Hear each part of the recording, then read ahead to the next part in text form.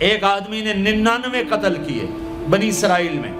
پھر ایک عبادت گزار سے پوچھا 99 قتل ہو چکے ہیں توبہ ہوگی؟ کہ نہیں ہوگی. انہوں نے کہا اسے بھی قتل کر دیا. 100. پھر ایک عالم سے پوچھا 100 قتل کیے ہیں توبہ ہوگی؟ کہ بیٹا کیوں نہیں ہوگی، لیکن ایک شرط ہے توبہ پکی ہو. یہ شہر گندا ہے، یہ چھوڑ دے. وہ شہر نیک لوگوں کا ہے، وہاں جا کے آباد ہو جا. معاف کہنے کہ مجھے معافی مل جائے میں ہر سے چھوڑ دوں گا. اپنا بوریا بستر اٹھایا اور چل پڑا. راستے میں موت آئی.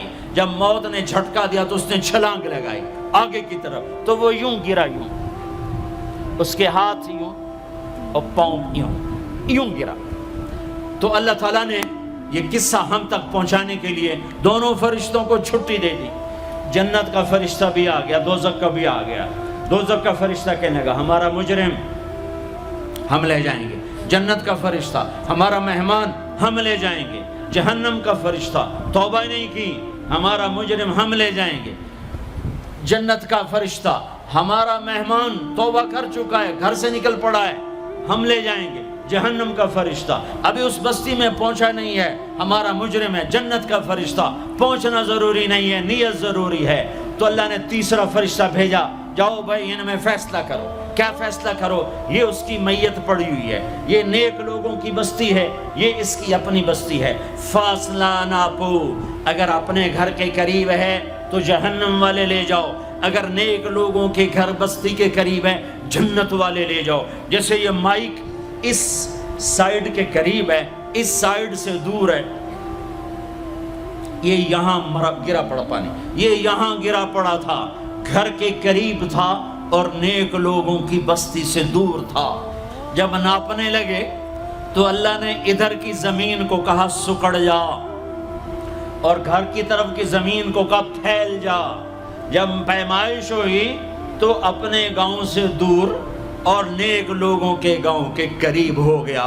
تو اللہ نے فرمایا چلو ہمارا مہمان ہے جنت. توبہ سے نہ گھبراؤ، میرا رب کہتا ہے پوری دھرتی گناہوں سے بھر دے اور آسمان تک گناہوں کو لے جا. ایک دفعہ کہہ دے یا اللہ میری توبہ تو سارے معاف کر دوں گا. تو بھائیو ہاتھ جوڑتا ہوں، آؤ ہم توبہ کریں. نیت کرتے ہو؟ حکومتوں سے آس بھی ہٹا دو، گلا حکومتوں کا گلا بھی نہ کرو. اس سے کیا فائدہ ہوگا؟ ان پہ امید نہ لگاؤ کہ وہ اس قابل ہی نہیں. ہاں اس پہ آس لگاؤ جو شارک سے زیادہ قریب ہے، اس کو وسیلہ بناؤ جس کا وسیلہ رب موڑتا نہیں، کلمے کا جز بنایا ہوا ہے. معراج پہ جب آپ گئے تو آپ نے پوچھا یا اللہ ابراہیم آپ کے خلیل، موسیٰ آپ کے کلیم، داؤد کے لیے لوہا نرم، سلیمان کے لیے ہوا تابع اور عیسیٰ کے لیے مردہ زندہ، تو میرے لیے کیا ہے؟ تو اللہ تعالیٰ نے فرمایا اولیس قد آتیتک افضل من ذلک کلہ، اے میرے حبیب واہ تیرے لیے سب سے اعلیٰ، سب سے اعلیٰ، سب سے اعلیٰ کیا؟ یا اللہ کیا؟ کہ وہ یہ ہے کہ اللہ ذکرت الا ذکرت معی، قیامت تک تیرا میرا نام اکٹھا رہے گا، جدا نہیں ہو سکتا.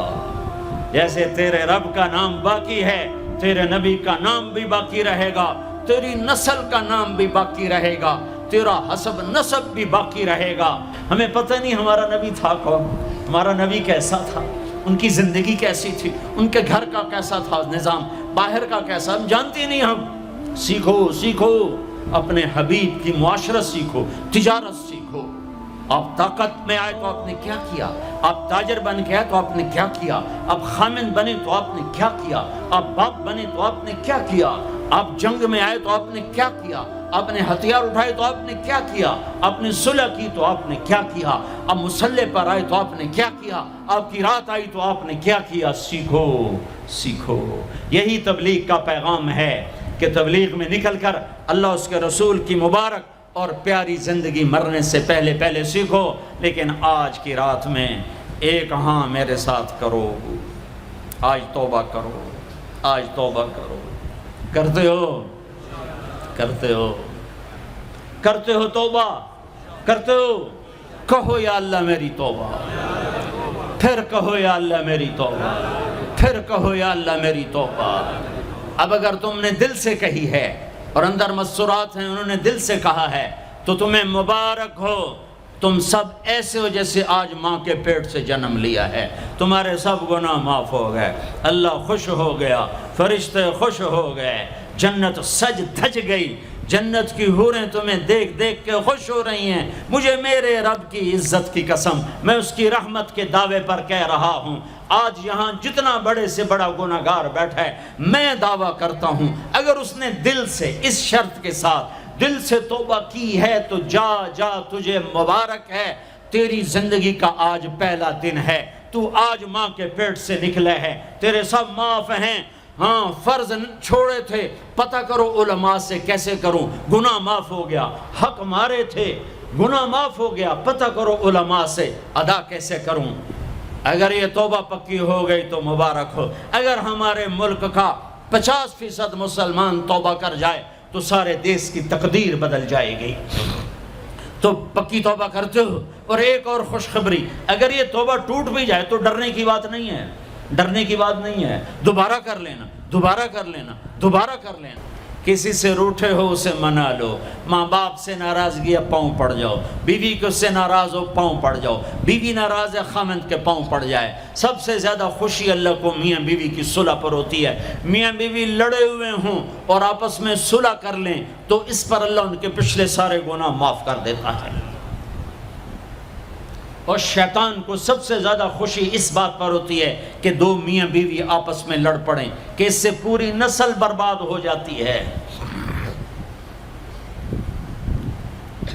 اپنی اولاد کے لیے حلال کماؤ، حلال چھوڑ کے جاؤ، حرام چھوڑ کے نہ مرو کہ ساری زندگی کانٹے چنتے پھریں گے، ساری زندگی کانٹے چنتے پھریں گے۔ تو نیت کرتے ہو سارے بھائی ایک دوسرے کو معاف کرو، اور جو ہمارے بھائی جرائم میں گرفتار ہیں ان کے لیے بھی دعا کرو، میرے نبی کے امتی ہیں، دعا کرو، دعا کرو کہ اللہ ہمارے بچوں کو اگر وہ چھوٹے ہیں، ہمارے بڑوں کو اگر وہ ہمارے عمر ہیں، اللہ ان کے ہاتھوں سے ظلم کی بجائے عدل کروائے، اللہ ان کے ہاتھوں سے تباہی کی بجائے آبادی ان کے ہاتھوں سے کروائے، اور اللہ تعالیٰ ان کو بھی توبہ کی توفیق دے۔ وہ بھی ہمارے ہیں، ہمارے ہیں، ہمارے ہیں، ہم ان کے لیے بھی دعا کریں گے، ان کے لیے بھی دعا کریں گے کہ اللہ ان کو جہنم کی آگ سے بچا لے۔ درود شریف پڑھو۔ اللہم لک الحمد کما انت اہلہ فصل علی محمد کما انت اہلہ وفعل بنا ما انت اہلہ انک اہل التقوی و اہل المغفرہ۔